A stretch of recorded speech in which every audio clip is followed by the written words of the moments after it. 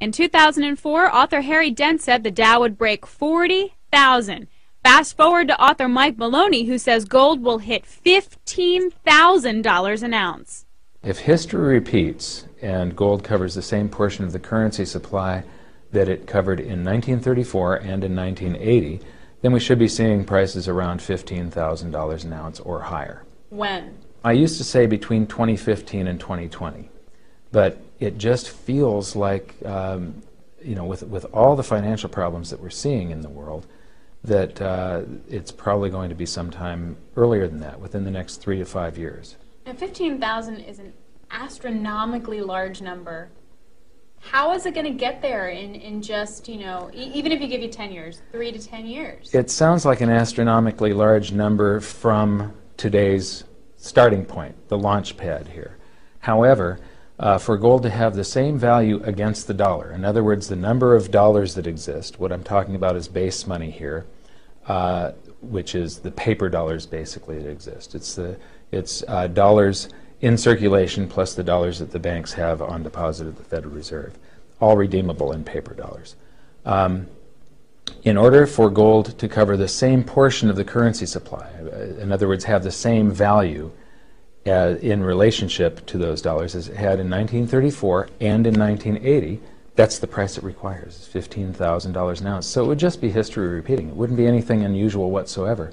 Mike counts currency supply as base money and outstanding revolving credit, meaning that the amount people spend on their credit cards and don't pay off counts as money in circulation. Now, this notion isn't new. According to Mike, in 1980, for 3 months, gold covered the amount of base money and outstanding revolving credit in circulation, which helped gold prices skyrocket to a high of $800. Also supporting higher gold prices in the 1980s was the Dow and gold's 1-to-1 ratio, and Mike thinks gold can do even better this time round. It'll surpass a 1-to-1 ratio. In other words, gold's price may be double the points of the Dow. The fair value of the Dow is probably around 4 ounces of gold, so it would be 4 times gold's price, which would put you at about $2,400 an ounce gold today, if that was the fair value ratio. But we went up to a bubble of 18 ounces in 1929. When the Dow crashed, it went to just 2. In 1966, we went to 28 ounces of gold, a bigger bubble. When gold corrected and the Dow moved sideways for 14 years, it went to just 1. And then we went to the biggest bubble in history, where gold was the most undervalued than in any time in the last 5,000 years, basically. And stocks were more overvalued than at any time since there's been exchanges and stuff. And it took 45 ounces of gold to buy 1 share of the Dow.